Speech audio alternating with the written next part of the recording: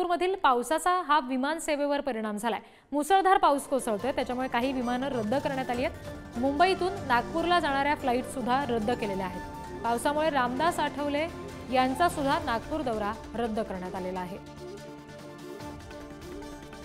पावसाचा आता परिणाम हा वाहतूक सेवेवर होताना आपल्याला पाहायला मिळतोय। विमान सेवा आता प्रभावित होतीये या पावसामुळे।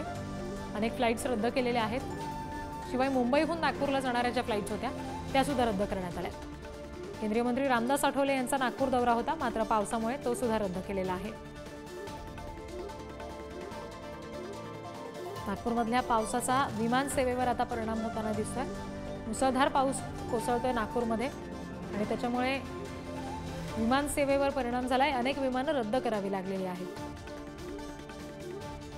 अगदी मुंबईतून नागपूरमध्ये जाणारी विमानं सुद्धा रद्द केलेली आहेत आणि केंद्रीय मंत्री रामदास आठवले यांचा जो नागपूर दौरा होता तो सुद्धा या पावसामुळेच रद्द केलेला आहे।